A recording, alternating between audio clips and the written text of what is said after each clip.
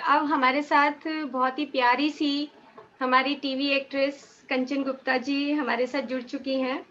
और मैं जब ऋतु शुरू होगी उससे पहले मैं एक लाइन पहले बोल देती हूँ, ताकि बाद में कंटिन्यूटी ना टूटे। तो अभी उनसे सर मुलाकात हुई, तो मुझे जो मैम से जब बात हुई तो मेरे को एक चीज़ उनकी छुई दिल से।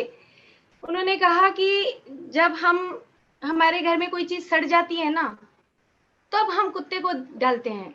जब हमारी चीज़ कोई घर में खराब होने लगती है, तो उसके बाद हम जानवरों को क्यों देते हैं?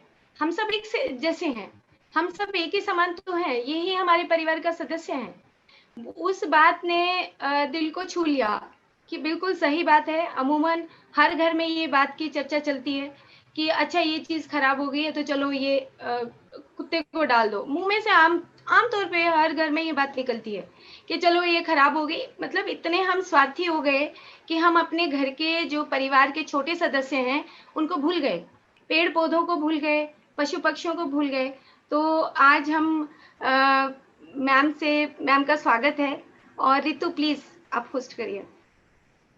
नमस्ते, मेरा नाम रितु है। मैं नेशनल कॉलेज ऑफ आयुर्वेदा की छात्रा हूँ। जैसा कि हम सभी को पता है, लॉकडाउन की वजह से लोगों में मानसिक तनाव, लड़ाई झगड़े बहुत ज्यादा बढ़ गए हैं और इस समय में सबसे ज्यादा जरूरी है अपने मन को शांत रखना। और ध्यान ही एक ऐसी चीज है जिससे मन को शांत रखा जा सकता है और मन में करुणा भाव लाए जा सकते हैं। तो इसी विषय पर चर्चा करने के लिए हमारे बीच मौजूद है कुंती देवी के नाम से प्रसिद्ध कंचन गुप्ता जी, जिन्होंने क्या हाल है मिस्टर पांचाल में बहुत ही सुंदर भूमिका निभाई है। और उन्होंने ये उन दिनों की बात है सीरियल में भी बहुत ही अच्छा काम किया है। मैम पेड़ पौधों के साथ जुड़ी हुई हैं और बहुत ही सकारात्मक विचार रखने वाली और समाज सेवा में भी आगे हैं। डियर मैम, कृपया करके हमारे साथ जुड़े और अपने सुंदर विचार साझा करें। आपका बहुत स्वागत है ma'am. Thank you. Yes ma'am. यहाँ उपस्थित सभी जनों को मैं कंचन गुप्ता का बहुत बहुत प्रणाम। पीएसएस मूवमेंट के फाउंडर श्री पत्री जी और योगी हमारे, जिन्होंने इस समाज में योग को इतना कॉमन कर दिया, रामदेव जी और ज्ञानानंद जी की गाइडेंस से जो आज लोग मेडिटेशन को समझ रहे हैं, अपना रहे हैं, उसे देखकर मैं बहुत ज्यादा खुश हूँ। बहुत खुशी हुई है मुझे। और मैं आपका डॉक्टर संगीता नेहरा जी का बहुत बहुत धन्यवाद करती हूँ कि आज उन्होंने मुझे इस पिरामिड जो मूवमेंट है इसका एक सदस्य बनाया है। मैं बहुत बहुत आभारी हूँ। बीइंग एन एक्टर, आपकी जिंदगी में मेडिटेशन की क्या महत्वता है ये तब तक आप नहीं जानते जब तक कि आपके सामने अलग अलग तरीके के अलग अलग पात्रों को पिक्चराइज करने का या पोर्ट्रे करने का दिन नहीं आता है। इतना मुश्किल, जैसा लोग कहते हैं कि शायद एक्टिंग करना बहुत आसान है, ये एक्टिंग करना इतना आसान नहीं है, क्योंकि हमें अलग अलग तरीके के एक्सप्रेशंस, भाव अपने सामने लाने पड़ते हैं जो एक्चुअली में हम हैं ही नहीं।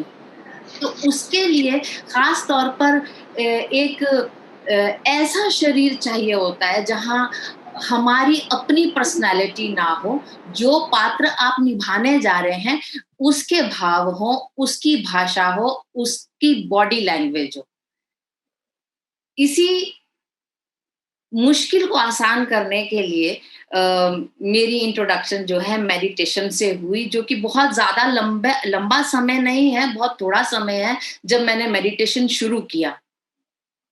हम सुनते हैं, देखते हैं, और जितना आम लोग जानते हैं ये उन्हें सबको लगता है कि ये बहुत डिफिकल्ट है, मेडिटेशन करना बहुत ही डिफिकल्ट है।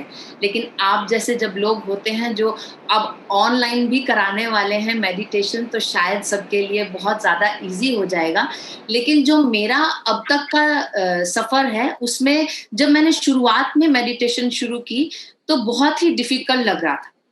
जिस तरह ये समझ लो कि किसी पाठ को समझने के लिए हमें टीचर की आवश्यकता है, हम टीचर के बिना किसी भी पाठ को समझ नहीं सकते, ज्ञान प्राप्त नहीं कर सकते। उसी तरह मेडिटेशन की प्रैक्टिस भी हम किसी गुरु के बिना, किसी स्पिरिचुअल गाइडेंस के बिना नहीं कर सकते हैं। तो धीरे-धीरे जिस तरह भी मेरे को जितना भी समझ यहाँ-वहाँ से, जिस तरह आप अपना एक्सपीरियंस शेयर कर रही थी है ना संगीता जी, तो वैसे ही जितना मुझे जिधर से मिल रहा था ज्ञान, उतना ही लेकर मैंने अपना मेडिटेशन का सफर शुरू किया। और धीरे-धीरे सच में वो सांसों के आने जाने से और सांसों को बाहर, अपने शरीर से बाहर खड़े होकर जब अपने आप को हम देखने की प्रतिक्रिया करते हैं, जो प्रैक्टिस हम करते हैं, उससे उससे बहुत मदद मिलती है जब हम अपने आप को किसी भी किरदार को निभाने के लिए खड़ा करते हैं।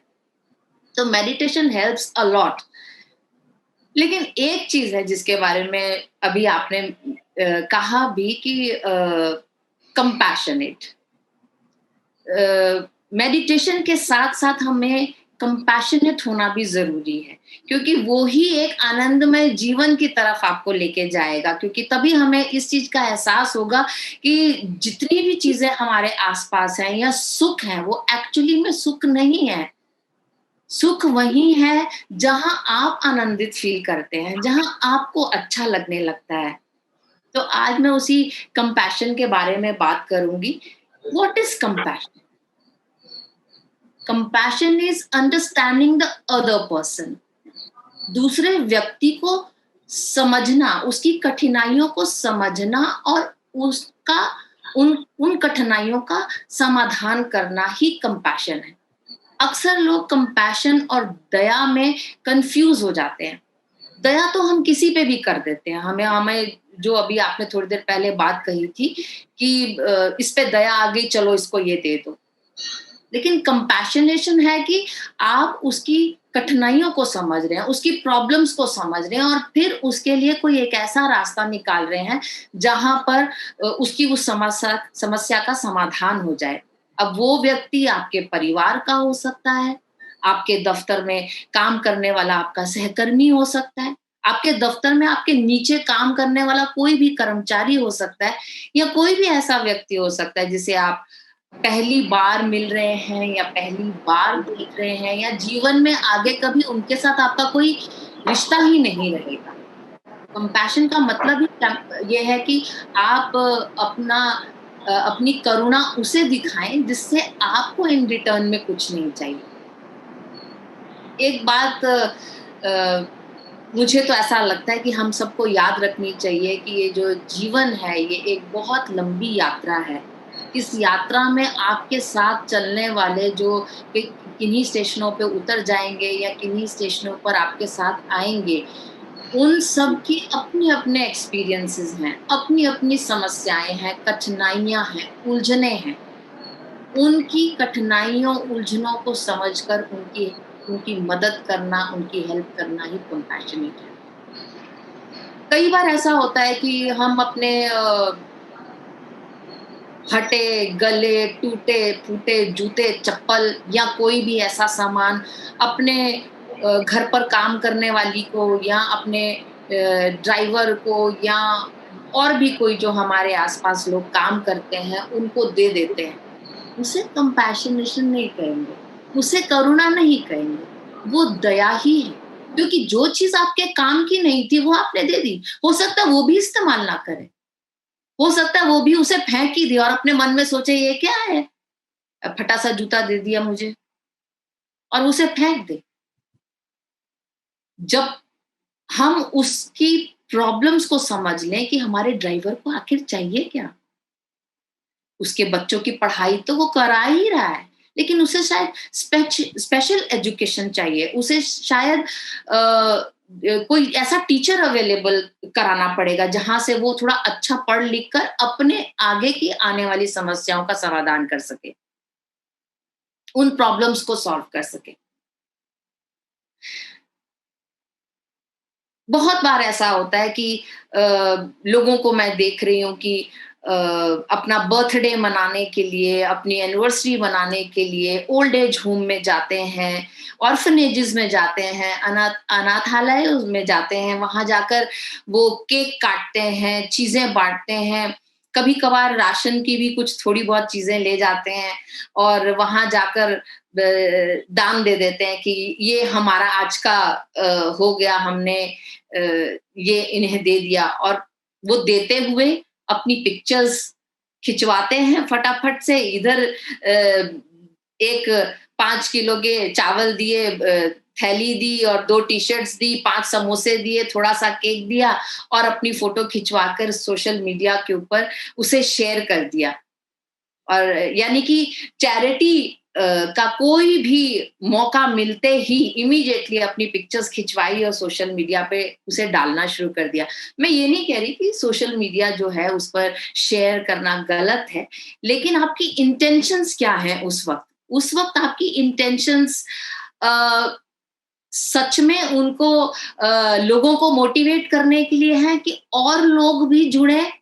आप क्या अपनी उन पिक्चर्स के साथ ऐसा मोटिवेशन कर रहे हैं लोगों को कि आइए सब लोग दीजिए, इस अनाथालय में इतने बच्चे पढ़ते हैं, हम 1-1 घंटा देते हैं यहाँ पर पढ़ने के लिए, हम एजुकेटेड हैं तो हम उन्हें पढ़ा भी सकते हैं, और नहीं तो कुछ ड्राइंग शीट्स ली जा सकते हैं, हम उन्हें ड्राइंग सिखा सकते हैं, कलरिंग सिखा सकते हैं, उनकी बेरंग जिंदगी में रंग भर सकते हैं। लेकिन वो मोटिवेशन करने के लिए वो पोस्ट नहीं होती हैं, वो पोस्ट होती है सेल्फ प्रेजिंग की, है ना, कि मैंने ये किया है और 10 लोगों को बताऊं कि मैं ये करता हूं, मैं ये करती हूं।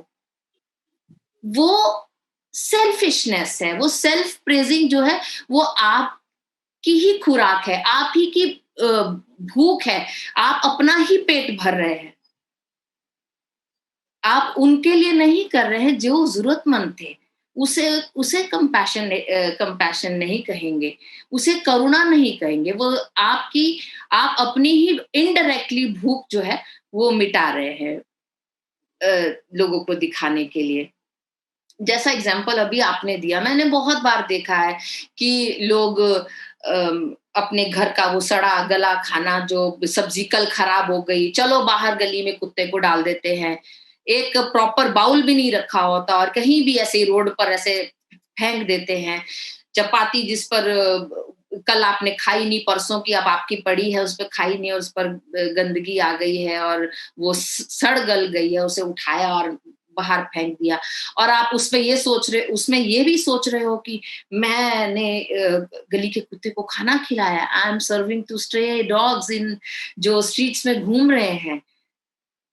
नहीं, वो सही नहीं है।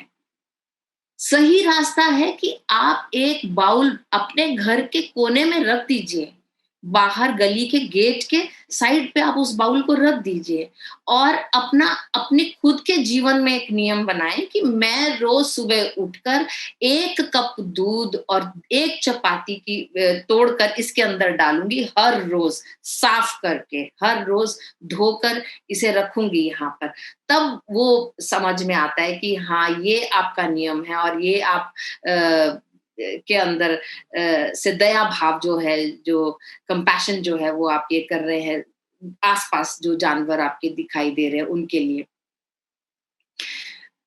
मुझे ऐसा लगता है, क्योंकि जरूरी नहीं है कि मैं सही हूं, लेकिन क्योंकि अब इतने लोग यहाँ पे ज्ञानी लोग बैठे हैं, उनके विचार तो बहुत ही उच्च हैं और वो हमारा मार्गदर्शन करते हैं और करते ही रहेंगे। लेकिन ये एक ऐसा चेंज है जो मैं डेफिनेटली हर उस इंसान के बीच में देखना चाहती हूँ जो मेडिटेशन करता है, जो ये सोचता है कि जब हम एक्चुअली में हम मेडिटेशन भी क्यों करते हैं, इसीलिए करते हैं कि हम अपने मन को शांत कर सके, अपने बारे में अच्छा फील कर सके, हम जान सके। ये बहुत कम लोगों की इच्छा होती है कि हम जान सकें कि पीछे क्या था और आगे क्या है, और हम बहुत बड़े स्पिरिचुअल गाइडेंस के लिए लोगों को अवेलेबल हो। लेकिन ज्यादातर लोग जो मैं देखती हूँ, जो हम अपने आम जीवन में देखते हैं, वो अपनी शांति के लिए, अपने मन की शांति के लिए, अपनी समस्याओं से सुलझने के लिए, उनसे बाहर निकलने के लिए मेडिटेशन करते हैं, और ये फील करने के लिए कि हम कितने खुश हैं, हम कितने शांत हैं, हमारा मन कितना आनंदित है।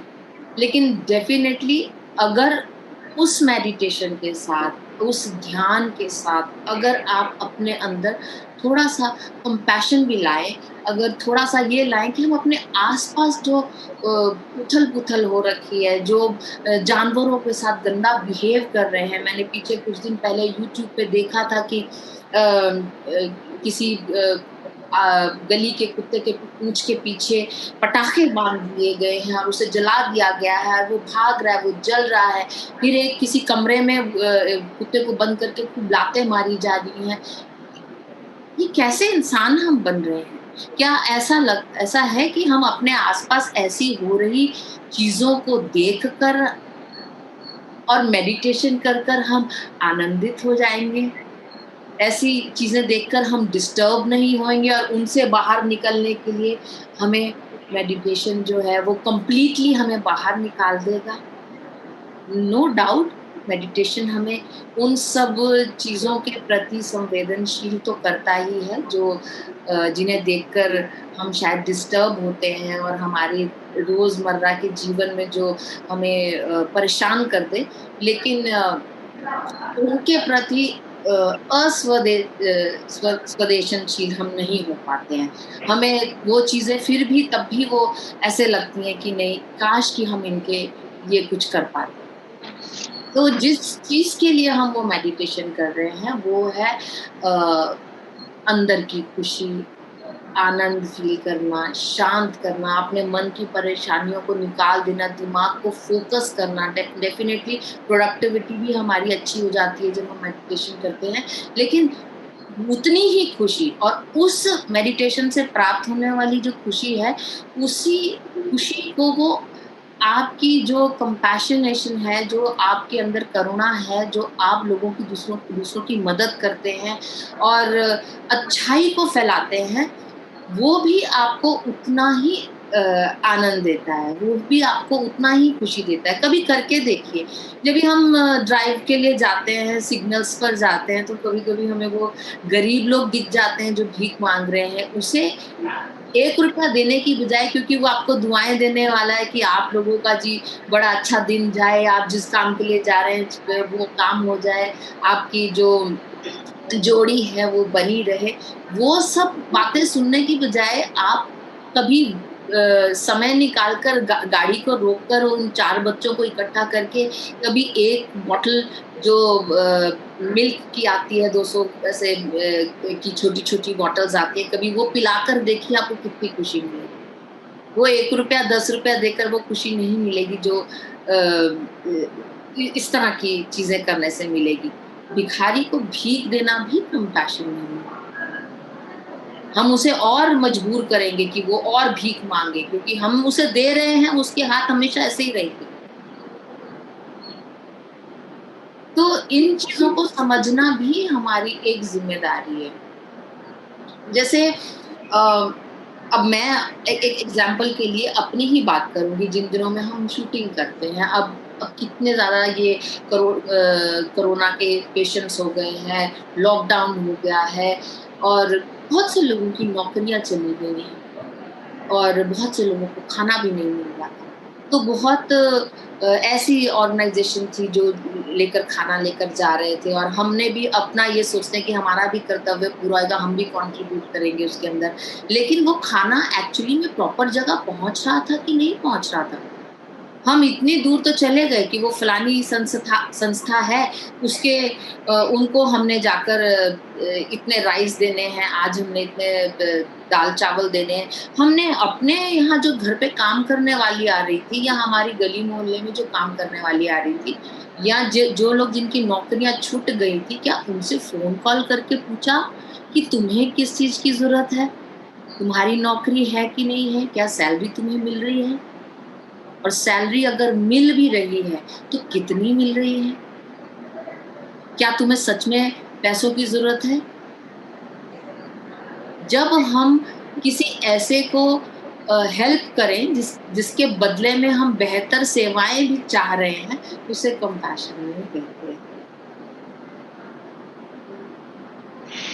तो अपने आसपास ना सिर्फ इंसान, अपने आसपास ना सिर्फ जानवर बल्कि पेड़ पौधे, इन सब का ध्यान रखना भी हमारे लिए उतना ही जरूरी है जितना ध्यान हम अपना रखते हैं, क्योंकि ये सब ना चाहते हुए या चाहते हुए, नोइंगली या अननोइंगली हमारा ध्यान रख रहे हैं। यस मैम, आपने बहुत अच्छा बताया, हम जरूर फॉलो करेंगे। बहुत ही सुंदर विचार ma'am, thank you so much.